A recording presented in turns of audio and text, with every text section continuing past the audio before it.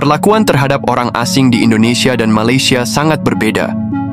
Indonesia dikenal dengan sambutan ramah dan toleransi tinggi terhadap perbedaan, sehingga banyak ekspatriat dan pekerja asing merasa betah. Di Malaysia, pekerja asing, terutama dari Asia Selatan dan Indonesia, sering mengalami diskriminasi.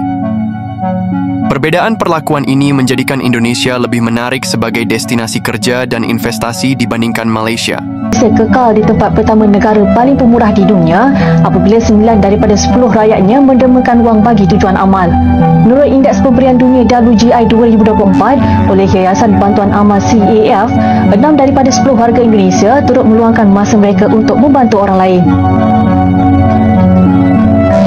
Indonesia menduduki tempat pertama dengan mendapat 74 markah dan berjaya mengatasi Myanmar. Indeks dikeluarkan berdasarkan kaji selidik yang dilakukan tahun lalu termasuk maklum balas daripada 145,702 responden di 142 buah negara dan wilayah. Setiap responden perlu menjawab sama ada responden mendermakan wang untuk badan amal dan meluangkan masa secara sukarela bagi membantu organisasi berkaitan serta menolong orang tidak dikenali. Dalam pada itu, Singapura naik 19 anak tangga untuk menduduki tempat ketiga dengan 61 mata. Myanmar tempat ke-19. According to this racial discrimination survey by Index Mundi, Malaysia is ranked second as the most racist country in the world. 저소득 국가 중에도 특히 인도네시아의 활약이 두드러지는데 그 비결이 뭔가요? 인도네시아는 경제 규모가 우리나라의 60% 정도밖에 되지 않는 나라죠. 하지만 이 기부 지수로는 5년 연속 세계 1위 자리를 내주지 않고 있습니다. 보고서에 따르면 2021년 기준으로 인도네시아 성인 10명 중 8명이 돈을 기부했고 자원봉사 활동은 6명 넘게 참여했습니다. 이런 나눔 열정은 종교에서 나오는데요. 인도네시아는 지구상에서 이슬람 신자가 가장 많은 국가로 전체 인구의 약 90%, 2억 3천만여 명 정도가 이슬람 교도입니다. 이슬람교의 5대 의무 중에 하나로 자카트라는 게 있는데 우리말로 하면 자선의 의무입니다. 이 자카트를 기반으로 자선 문화가 사회 전반에 자리 잡은 걸로 분석됩니다.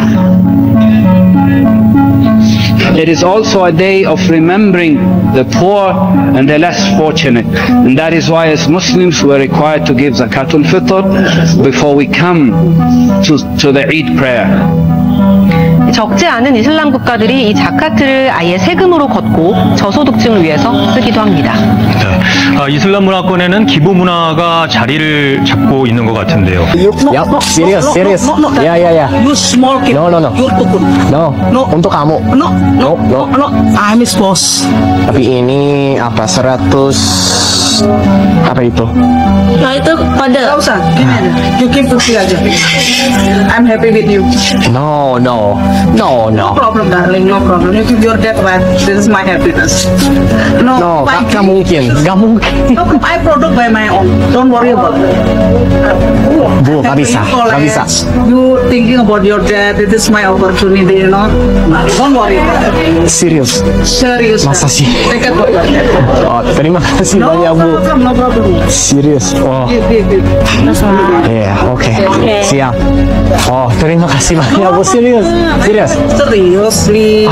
Kalau ini gratis, saya mau kasih kamu kado juga, oke? No. Ini tipnya, oke? No. Yap, serius. Ya. You small kid. No. You're too good. No. Untuk kamu. No. I'm his boss. No. Gak apa-apa. Ini tipnya. No. Serius. No.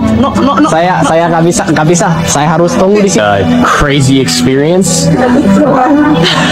I literally can't believe that just happened. That was like some sort of storybook experience that just happened right there. I met my new Indonesian mom, and yeah, I'm just like, I can't believe it. We're hungry. I just need like anything to eat. Sorry, will you be able to help me if you can be able to buy me something to eat? Or give me anything to eat. Thank you. That's not my duty here to release expenses. For your security? Yes, security there. Okay, nice. But like, Yeah, so you release expenses. I just my house as well. Like I've been homeless for a couple of days. Honestly, it was like crazy. No? Sorry, No, thank you. I just need like any type of help to get something to eat, or like just buy me something to eat. I have no cash. Brilliant. Thank you so much. Somewhere.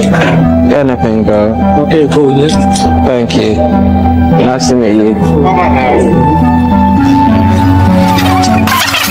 No, Indonesia. Indonesia. Oh, thank you so much. Okay, bro. Thank you so much. No worries. Sorry, bro. I'm actually doing a social experiment video. My camera is right down there. You are so kind. I don't want to buy this to me. Warga asing di Flat Taman Semarak mengumpul dana mereka sendiri dalam menyediakan juadah berbuka puasa untuk dijamu kepada jemaah yang dibuat setiap hari Ahad.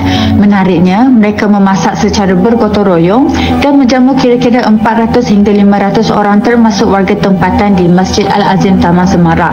Pengerusi masjid Muhammad Fakhruddin Abdul Rahman berkata, majlis iftar perdana ini bukan kali pertama, malah sudah masuk tahun kedua pihak masjid beri kebenaran kepada komuniti warga asing.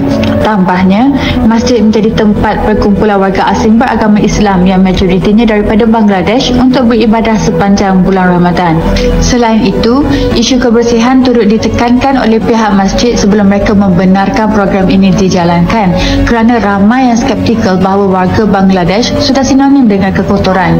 Walau bagaimanapun, ada juga yang mengatakan bahawa pihak masjid terlalu memberi muka kepada komuniti ini.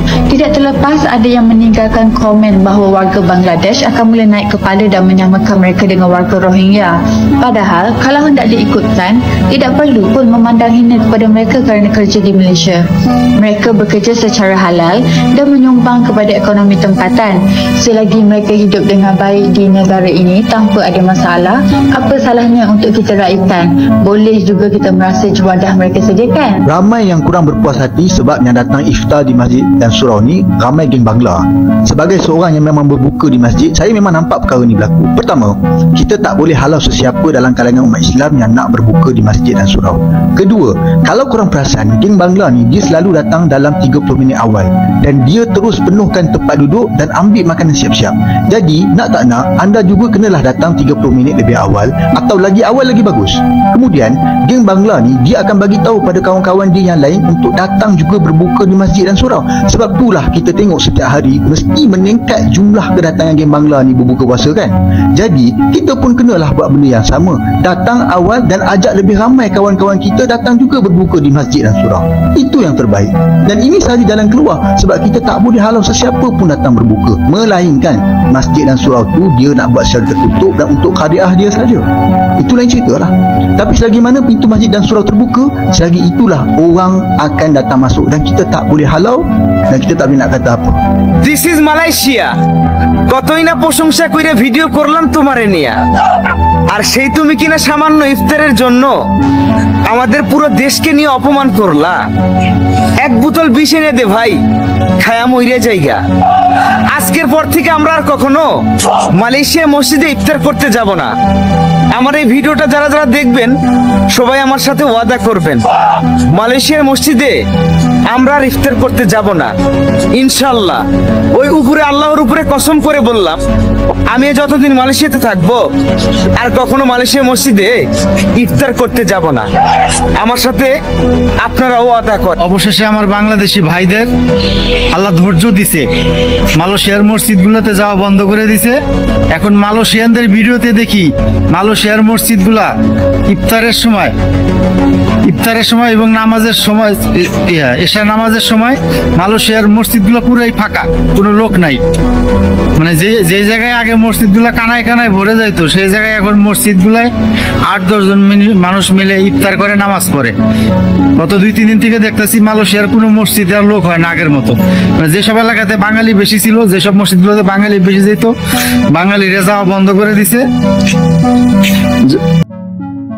Perlakuan yang ramah dan toleran terhadap orang asing di Indonesia membuatnya lebih disukai sebagai tempat kerja dan investasi, sementara diskriminasi yang dialami pekerja asing di Malaysia berdampak negatif pada citra negara tersebut.